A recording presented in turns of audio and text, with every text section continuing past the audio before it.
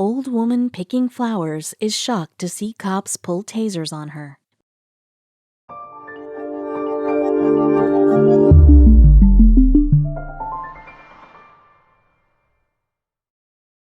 But before we start, please make sure to subscribe to m&rtv and hit the bell so you never miss any upload from us. Also, leave a like right now. Misunderstandings are commonplace in our everyday lives, and most of the time, a breakdown in communication doesn't have any real lasting impact. Most of us just shrug our shoulders and move on after an instance of miscommunication. But what if a few mixed up words could mean the difference between life and death? This was the case for one Georgia woman when a simple misunderstanding with police escalated to a deadly level. Fearing for their own safety, the officers made a split-second decision, and it'll haunt them for the rest of their days. For 22 years, Martha al-Bashira has lived alongside her husband in their Chatsworth, Georgia home. A native of Syria, the 87-year-old continues to uphold many of the daily practices she learned while growing up in her home country. Like her mother before her, Martha enjoys foraging for greens and vegetables to prepare in meals for her family. Oftentimes, Martha and her husband can be seen picking plants from the lush patches of forest around their neighborhood. On one day in particular, Martha was hoping to pick some dandelions for dinner, a task that had become routine to her. Grabbing her trusty kitchen knife, Martha left her home and crossed the street to one of her usual foraging spots. Unlike the other public green spots, however, this patch of woods was owned by the Boys and Girls Club, a national nonprofit that funds after-school programs for young people. Martha had foraged here before, but this time she wasn't alone. A few yards off, a Boys and Girls Club employee named Tanner watched as the knife-wielding woman slowly made her way onto the property. Feeling somewhat threatened by her presence, Tanner called the police. "This lady is walking on the bike trail. She has a knife and she won't leave," Tanner told the operator in a call placed at around 4:30 p.m. "She told me she doesn't speak English and keeps walking up the trail with a knife." Tanner continued, "She's old, so she can't get around too well, but looks like she's walking around looking for something, like vegetation to cut down or something." When asked if Martha had come at him with the knife, Tanner replied, "No, she just brought the knife onto the property in her hand. She didn't try to attack anybody or anything." 2 officers, along with the chief of the Chatsworth Police Department, were dispatched to the scene. When they arrived, another Boys and Girls Club employee led them to the area where Martha was last spotted. They were quick to find the 87-year-old who was casually collecting dandelions along a dirt path. But when the officers issued a verbal command for her to stop foraging, Martha didn't seem to understand. She just kept cutting. At one point, the chief even tossed his own pocket knife on the ground and picked it up in an attempt to illustrate what the officers were trying to get her to do. Again, Martha just stared. That's when they pulled out their stun guns.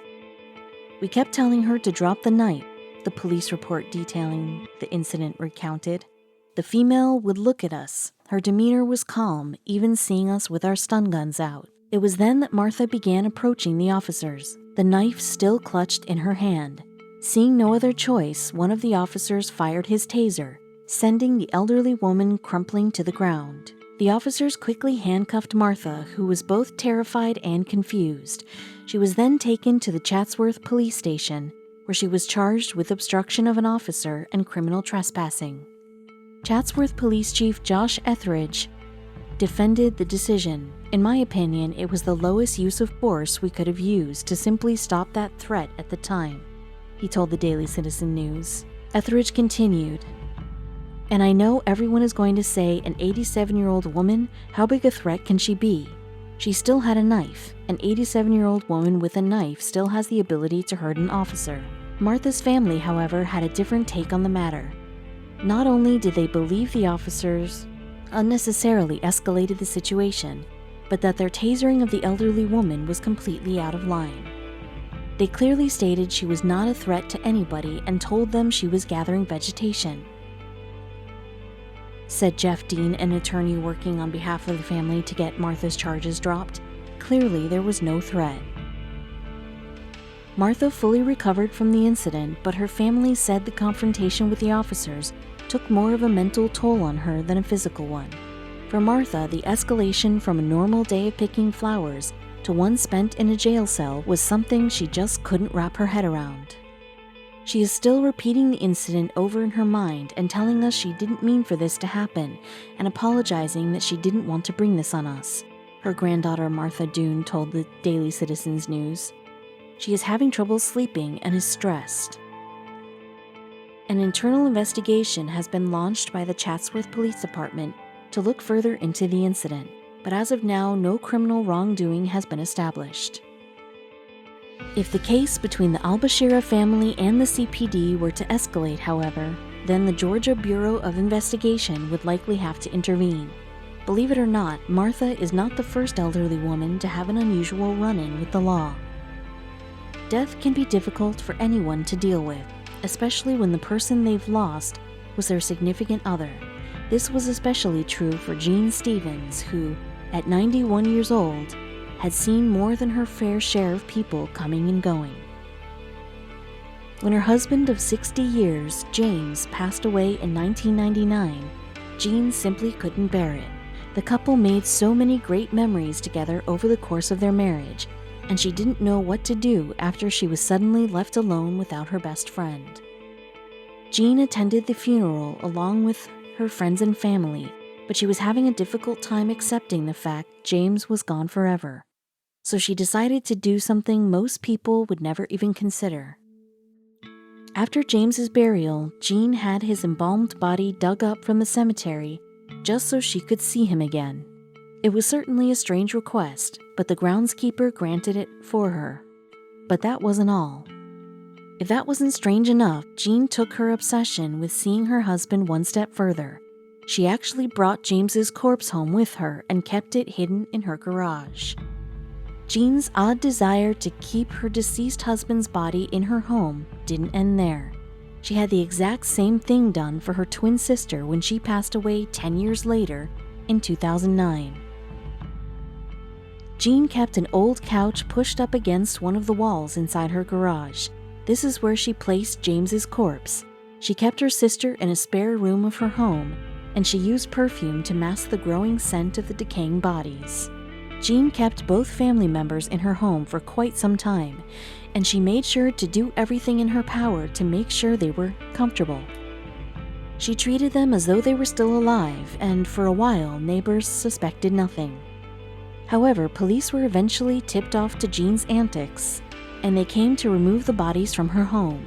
When they asked her why she had done it, she simply said that she wanted to be able to touch and talk to her loved ones at any time. Fortunately for Jean, authorities were actually willing to let her keep the bodies, provided she build a proper storage facility on the property. She obliged, and her completed mausoleum can hold up to 8 bodies. It's creepy, but efficient. Jean's story wasn't the only case where death played a prominent role in the interior design, for lack of a better phrase, of a home. Many people around the world have houses that seem to emanate eerie energy. Take this home located in Hartford, Connecticut. Realtors had a tough time selling this house because of its rather creepy interior. Just take a look inside to see for yourself. With its red motif, would you want to shack up in a place like this? You'll immediately notice the peculiar blood-like designs that covered the walls in the kitchen. Not only that, but it also appeared as if the cupboards were slashed with a butcher's knife. It truly looked like the set of a horror movie.